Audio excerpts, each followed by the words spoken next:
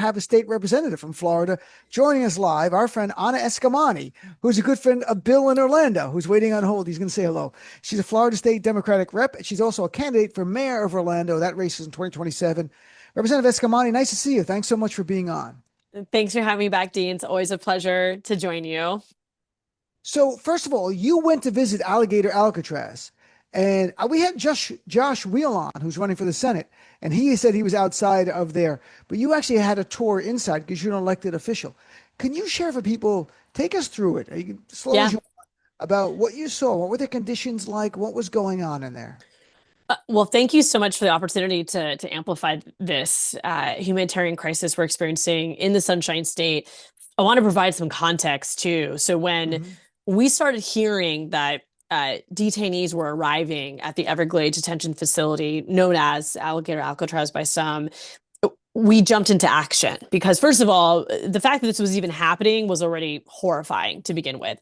And then it was built in 8 days with public tax dollars by no bid contracts. And once we started seeing images of folks arriving, I knew that we couldn't just send strongly worded letters or host virtual press conferences. We needed to show up and demand access, which, as state representatives, we have the statutory authority and, I would argue, obligation to ensure that tax dollars are spent appropriately and anyone who is being Hmm. detained by the state of Florida is safe and secure. So the five of us, myself and four other Democratic state lawmakers, made the trip down to the Everglades. And we arrived on location and were immediately rejected. We were stopped at the entrance. At first, no reason was given. Then they told us that the facility was not safe for us to visit, which of course our response was, if it's not safe for us to visit, then how is it safe for people to be detained here? Right. Fast forward about 7 days later, members of Congress are planning their own surprise visit, kind of taking our lead and doing the same thing that Hmm. Saturday, a week after 4th of July. Somehow the state got word that they were going to have an unannounced visit. And in an effort to prevent another PR disaster, that is why they announced a scheduled, curated, scripted tour of the facility for elected officials in the legislature and in Congress. So that context is important because it's not like they willingly open up their doors. And they certainly Hmm. didn't do it without many restrictions. But to your point, though I am currently suing the state of Florida for unfettered access to this facility, we also took this invitation seriously as an opportunity to try to gather as much information as we could to let detainees know that they're not alone, and of course to expose the grift that this operation really, really is.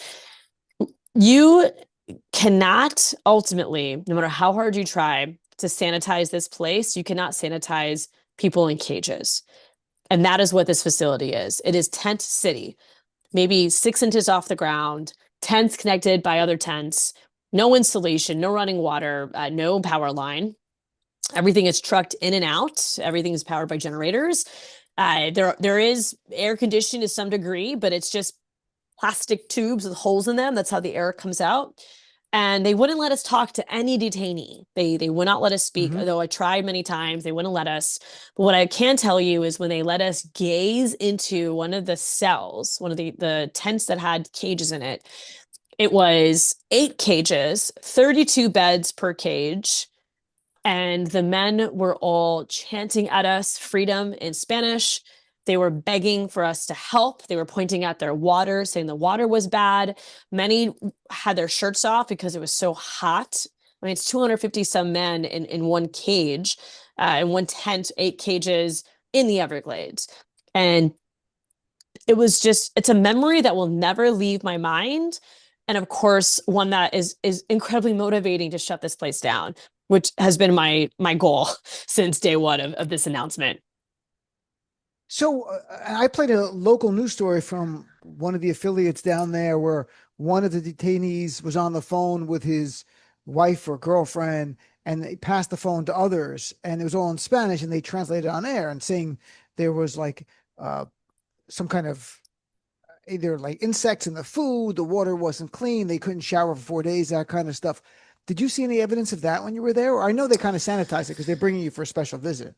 Oh, for sure. I mean, when we go there, when we went there, they're showing us how they clean the water canisters, and they had um paper boxes for lunch set up, and it's not a lot of food. I mean, it really isn't. It's a little sandwich and a bag of chips and a small apple. I mean, there's no kitchen. Everything is trucked in.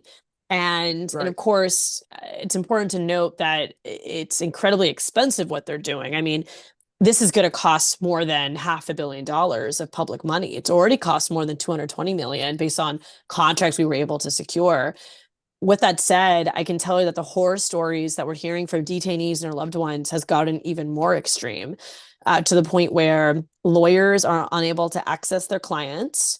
We actually have a loved one today who reported to me that her her family member's court appointment at the Chrome detention facility, which is in Miami, got canceled because a judge there said he will not hear any cases from the Everglades because that's not his jurisdiction. And the reality is that there is no judge at the Everglades. So these are folks who are there in No due purgatory, process. right? No due Yeah. process, not knowing what's going to come next. And when we made this trip, we were told that every person uh, has deportation orders. We were told that every person has a criminal background, and that wasn't true. I mean, we knew it wasn't true then. We know Ah. it's not true now. We have done the research. The Miami Herald has also done the research. Hundreds of those being detained have no criminal background whatsoever. And of course, many of them are pending asylum. They have updated their paperwork, their DACA. They're in this process to try to get things clarified. Many are married to US citizens. So not only is this the process of detainment on shaky legal ground, but then to your point of the conditions, we've heard today that folks have not been able to shower, that the phones keep breaking, the toilets keep breaking because the toilets are three metal toilets per tent. So 32 men all using three toilets simultaneously out in the open. We've heard that the stench of the environment is unbearable, and do not get me started on the mosquitoes. And I say that, Dean, as a lifelong Floridian. I know mosquitoes. It's not something I'm foreign to. This is a different degree of torment by mosquitoes. They're everywhere. And it's not, you can't even get away from mosquitoes when you're indoors. They the second the door opens, it's like they get sucked inside. And so we're hearing from detainees who have bug bites all over their hands. That alone has been unacceptable. And of course, the medical care is deplorable. There's a private contractor providing medical services, basic medicine not accessible. And so we're continuing on multiple paths to close this place down, but it's already going to be a very dark part of American history. I'm chatting with Representative Anna Eskamani. I had an expert on, Andrea Pitzer, who wrote a book 7 years ago about concentration camps. And she recently wrote an op-ed for MSNBC saying this is a concentration camp, but is in Florida now. And that's the way it should be described. And she said it's consistent with the academic definition of the concentration camp, not this hyperbolic one. You mentioned a lot about the taxpayer money here and the idea that somehow Republican donors are getting the benefit of this. What more can you share? I have the receipts, Dean. I have all the Okay. receipts. So as a policy wonk, as a researcher with my PhD in mind, I am very aggressive in following the money and trying to provide evidence to what I'm seeing. So from day one of this facility being announced, I started tracking contracts on these two websites called Fax and Flare. These are public facing websites where Mm-hmm. contracts are posted and they're required by law to be posted. And so as at first it was difficult to identify the names of the project itself and what contracts were associated, but I started just gathering contracts that I had an indication were related because they were coming from the Florida Department of Environment of Emergency Management, and they listed topics that seemed fishy to me. Of course, fast forward, I was able to get the name of the project, which is Operation Vigil Sentry, and also the training facility. These were two different code names, if you will, that were used for these projects. And we identified the main contractors who are making millions off of this project. And then we match to see if they've ever engaged in political contributions. Their CEOs, their C-suite execs, alongside the company names, have all engaged in influencing politicians through large donations, not just to Governor Ron DeSantis and his political committee, but also to the appointed Attorney General James Uthmeier, alongside, of course, the Republican Party of Florida as a whole. So there's a clear grift happening. These are also no big contracts. And you might be asking, especially folks listening, how is this possible? Like, how can the governor even Yeah. do this? And a part of it is tied to him exploiting his emergency powers.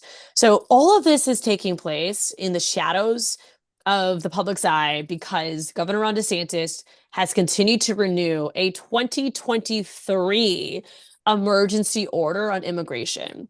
So he signed this executive order in 2023 when there was an incident of asylum seekers, individuals from Haiti that arrived in the Florida Keys by boat. So he weaponized this isolated incident to call an emergency. And again, that emergency was managed with the federal government. It was, if you want to call an emergency, fine, but it was managed and ended. But instead of closing the executive order, he has renewed it every 60 days for years now. This is the order that he's relying on to bend rules, to ignore laws, to operate with no big contracts, to do things to seize land, and to do things with no Right. public oversight. So myself and about 20 other Democratic state lawmakers, we did issue uh, a strongly worded letter, if you will, after filing a lawsuit on Monday of this week, basically amplifying for the press and amplifying for the governor that his executive order is inaccurate, it's irrelevant, and it should no longer apply. And partly it's because he's mentioned the Biden administration 4 times, which is no longer relevant. And of course, he No. cites Right. border crossings, and that data has changed dramatically. And so, based on its merits alone, it doesn't stand. And so, as I mentioned, we're fighting on every front. You know, the big lawsuit right now is being led by the Friends of the Everglades and the Center for Biological Diversity. This is a lawsuit that is based on environmental concerns, and I have signed on to that lawsuit as a witness. But the state of Florida continues to play games. They're actually insinuating that the federal government has not played a role in this facility, and thus federal law doesn't apply, which obviously we don't agree with. But it just shows you how the state of Florida is constantly playing games, lying to the public, and just leading with grift. I mean, they're selling merchandise over this. Like, I that's saw how that. disgusting this is. And so, anyways, just, there's so much more to unpack on this, but I mean, I think I speak for so many that we're just disgusted by how low this state will go for a grift to demonize immigrants and to pursue an agenda that does not make anyone more safe. You know, what is the reaction of yourself and others in Florida to really the celebration of cruelty and inhumanity? I mean, the selling the merchandise is a whole other level where you're going to enjoy the idea that if people are in a camp that they get eaten by alligators, and you joke about that because you've so dehumanized the migrants and immigrants that they're not even human beings. So them being fodder for an alligator to eat is kind of funny, right? I mean, this is where we are as a society. This is the Yeah. today's Republican Party. And it's also very racist, right? I mean, they're laughing about it, but Sure. it feeds into racist propaganda of alligators eating black children. I mean, that's what's so sick about this too, is we've seen this playbook before.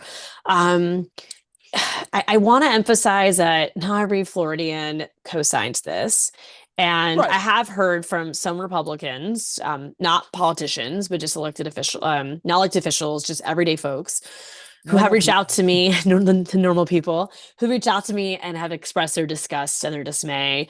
Not always on the immigration front, to be honest. Sometimes it's on the environmental issue that they feel so uh, disappointed and like the trust has been broken because so much money has been spent, so much public money has been spent to restore and protect the Everglades, and this is a slap in the face to those efforts.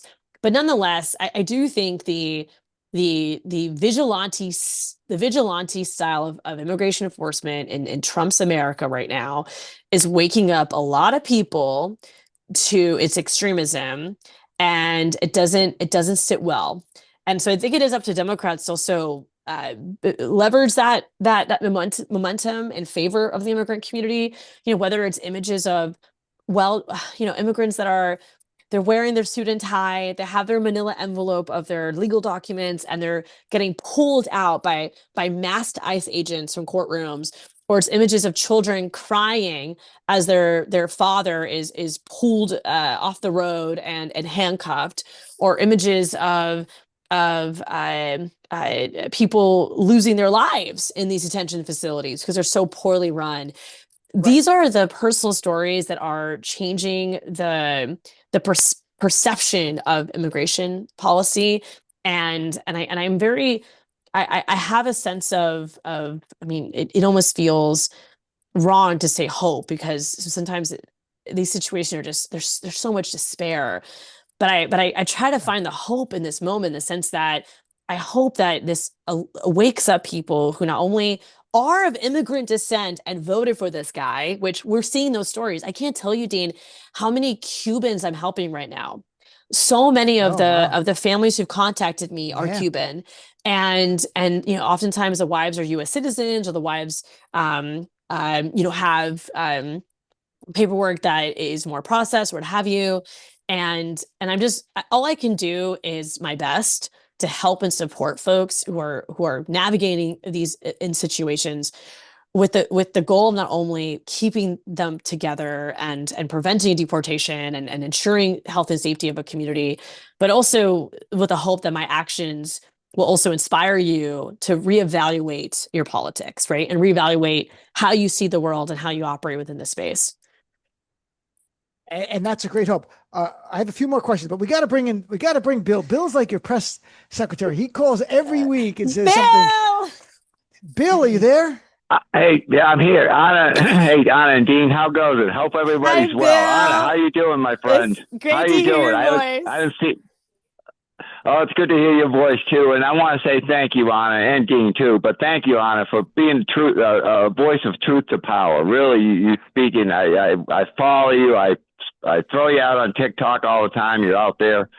And it's been an honor to know you all these years. And, I go back, I said to the screener, I said, 8 years when I mentioned to Joe Sudbay, I have a friend, Anna Eskamani, running for state rep. And sure enough, he had you on, and that you were the first one on there. So, and the rest is history. So I was the one that introduced you to SiriusXM along with Joe. That's what I'm taking out of it. Eskamani is because of Bill. But Bill, that's no. No, I know, but I'm Bill. saying, all joking aside, listeners call all the time and suggest guests, and we get them if it makes sense. So, if it's a good fit for the show. So Bill really did that with Joe Sudbay, who's a good guy. Do you want to say anything else, Bill? Are you going to help her in Orlando? Yeah, quick thing. I just thought, I know I'm here beachside. Anna, I asked you if you could get a town hall over here in Brevard County with Congressman Frost and Senator Smith, and you come over, it would be a blessing, because I've been calling Haradopoulos' office, and I blew up today on him with voting against the Epstein files and all that, because I'm assuming he did, and it's just Yep. Anna, I'll talk to Congressman Frost and Senator Smith and see what I can do. And I really appreciate you so much, Bill. And I just want to let folks know that Bill has known me since I was in my early 20s, starting at UCF, starting at Planned Parenthood, and has been one of my cheerleaders for over a decade now. So really appreciate you, Bill. And thanks for being a blood donor. Bill donates thousands of gallons of blood. I know, it's incredible. He sent me the article. It's really amazing. 158 gallons. 158 gallons. And congrats on being a doctor too. Congrats on your doctorate as well. Thank your you. PhD. Doctor on Eskamani. All right, Bill. Bill. Thank you. Take care, Bill. Bill See calls every Friday. We do a 2-minute rant, and he kicks it off every Friday. And I think every other Friday he mentions Anna Eskamani. That's great. Congratulations on your PhD. I think I saw something on. Thank you. Congratulations on that. So, by the way, did you see the Iranian American woman who were in her 60s, who they married, has kids here and everything, Yep. and she was gardening, and ICE comes and takes her away, Yep. and then she never committed a crime, but there was Did some absolutely weird nothing. quirk, and they know, and she checks in every year, and they know where she is, and they come and get her. Yep. There was also a video that was all over social media this morning and last night of a Iranian dad with his kid in the back seat, and he's taking his child to daycare, and the police pull him over, and he's cooperating, he's talking to them, and then eventually they crash through his window and pull him out. And he's married to a Yes, US citizen. I mean, it's just absurd. It is so absurd. And I mean, I just the individuals who are consenting to this, I just like, how do you sleep at night? Seriously. Like I just, how I do you go agree. home and tell your kids, yeah, I separate a family today? Like, how is that appropriate? I mean, meanwhile, like actual criminals, right? Like have no accountability. It's sick. It's so sick. I agree. I though if Maz Rabbani gets deported, then I get more gigs, and that's so. I'm kidding. Maz is an Iranian American We comedian. love you, We're Maz. We love buddies. you, Maz. He's a He's great. citizen. He's a very funny guy. He's touring all the time. So, all right, last couple of things. One is, look, you're in Florida. We were talking before you came on. Jeffrey Epstein, Palm Beach, Ghislaine Maxwell. There's so the Florida New York thing, but so much happened in Florida. What I was curious about is, you've been involved in politics for a while. How much did you hear about Jeffrey Epstein early, or even before politics when you were younger? And Pam Bondi never investigated. She was AG for 8 years, and Did I wrote about nothing. it. She could have investigated him, and she did nothing. Even though she made zero tolerance of child abuse and child trafficking a big thing as AG, for some reason Jeffrey Epstein just not didn't make it on the radar. Like she didn't know about him. Oh my God. What can you It share about? is. What can you share with us? I mean, it's such a ideology of convenience for so many of these people, because I will tell you that there are so many Republican colleagues who will talk about preventing human trafficking, and will share these horrifying stories of child trafficking. And then when it comes to Epstein, crickets, just complete silence and no Wow. accountability. I will say, as a 35-year-old, who came into politics in my 20s. I mean, I can't, and growing up in Orlando, I can't say that there was, I mean, I remember the first like Epstein cases, and I remember Hmm. kind of the shock factor from a lot of the community overall, of just the lack of accountability. But honestly, it's not something that the state of Florida ever talked about. I mean, ever. It wasn't until the Miami Herald did this incredible investigative reporting that it kind of blew up. But I mean, it was always under wraps. And honestly, a lot of the behavior in Tallahassee, um, you know, were I don't want to make accusations they were similar, but I mean, just the womanizing, the sexual harassment, and just the disrespect towards women. I mean, unfortunately, that's been a mantra of Tallahassee politics, right? It's such a boys' club. I mean, Wow. it's since the Me Too movement, there's been a lot more accountability and sensitivity. Unfortunately, a lot of that's being rolled back now because of Trump not prioritizing it and belittling those efforts. But I mean, it was never talked about. It was never talked about. And so obviously right now, I can't say I'm surprised, by what's happening. Hmm. And the most recent update from the Wall Street Journal, which by the way, I mean, the fact that Trump is even suing the Wall Street Journal is just like incredible to me, because this is a paper that has historically supported his initiatives, and especially the editorial section. But the fact that he did it, I'm just like, okay, Wall Street Journal, give us what you got. Don't hide anything, right? It's at this point, there's no reason to protect yourself. Just or tell us everything. And the most recent report today of Pam Bondi letting Trump know that he was mentioned in the files, like, I mean, I don't know if how bad this actually will be for the MAGA movement. I don't have a crystal ball, but you have to think that this is going to put cracks in his base. If they're sincere about caring about children, it will. If they're Right. troubled by the Right. fact that Donald Trump was the BFF of a man and a really good friend of Maxwell as well. There's so many photos of them together Mm-hmm. at events, and that they were at least one 16-year-old girl groomed and recruited from Mar-a-Lago. She worked there.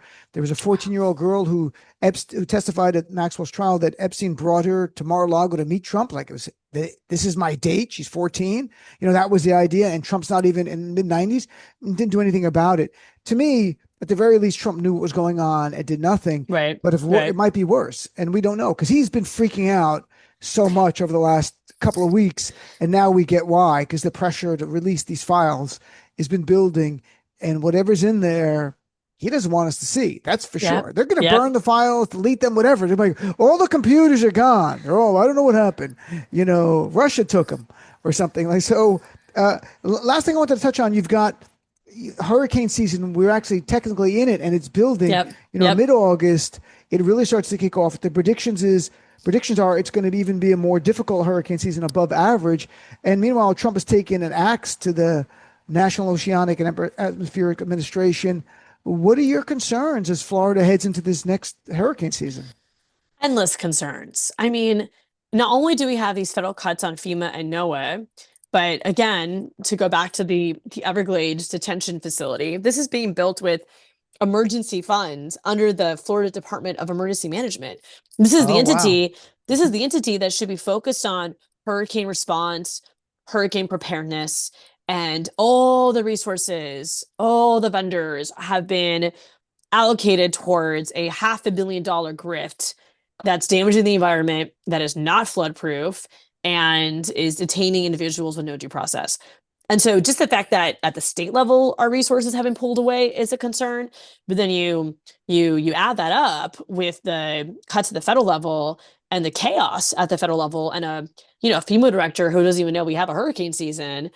It's very scary. It's very scary. And it's forced our local governments to really have to fill in the gaps. But now Governor DeSantis is attacking local governments. And this is, again, such a projection, because folks might remember that the governor has been surrounded by this Hope Florida controversy, this $10 million grift where him and the First Lady, Casey DeSantis, took $10 million in a settlement with Medicaid and moved it towards their foundation and then gave it to political campaigning. And so if anyone needs to... Yeah, so if anyone needs to be doged right now, I'm using air quotes, it should be DeSantis. But now he's projecting and going after Gainesville, the city of Gainesville and Broward County, claiming that they have inefficiencies. And of course, while he's doing this, they're also hiding contracts. I almost forgot to mention this. The contracts with the Everglades detention facility, after I posted them, suddenly they disappeared. And then when they upload them back on Saturday, they deleted everything and just uploaded the cover sheets. Wow. Yeah.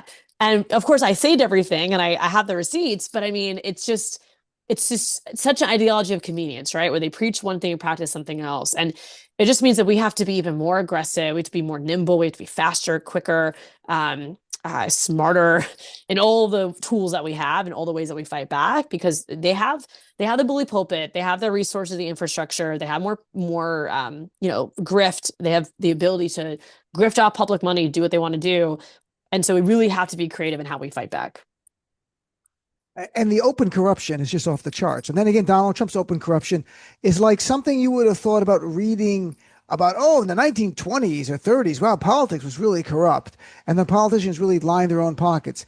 And in Trump, he's actually lining his own pocket. It seemed like DeSantis is using the money for political benefit for himself, which is more of the old-time corruption. The old-time corruption is, right? The old-time is put it in your pocket. Then I guess the newer version is like, well, I'm not benefiting personally. They're helping themselves politically. How it helps the other, I'm not sure. Last thing, you're running for mayor of Orlando. We talked about that a little while ago, a few months ago. How's it going before we wrap up? Oh, it's the one part of my life that's actually positive and uplifting and optimistic. And so it's going really well. For those who don't know, Orlando has had the same mayor for 25 years, and he has made the decision to retire in 2027. And that's partly because I'm running. I filed early in December to kind of send a message that it's time for a new chapter in the City Beautiful. And the momentum around us has been just exhilarating. We've raised more than $500,000 from thousands of donations. Our average gift size last quarter was $23. And we've knocked down more than 8,000 doors and counting. We're building up endorsements, including from Congressman Maxwell Frost and A. Phil Stelio Great. and other partners. And we're building out our policy vision and really listening to constituents. We're surveying constituents as well. So it's been really exciting, and the momentum, I think, around the country, right, of younger, of fresh faces, of bold voices running at the municipal level, running at the legislative level, and at Congress has been a very positive shift, because we need new energy. We need to build multi-generational coalitions, and I do think that leaders like myself are prepared to make that happen. I think that's great, and it's great to hear. So I so appreciate you updating us what's going on in Florida, especially the trip to Alligator Alcatraz from the inside. It's not something we've been able to hear from directly, and I look forward to chatting in the future. Stay, I don't know, in Florida the weather, it seems hot and humid, so I guess stay inside. I don't know what people say in Florida, but have fun. That's it. Thank you. I'll do my best. We'll keep fighting. Thank you, Dean.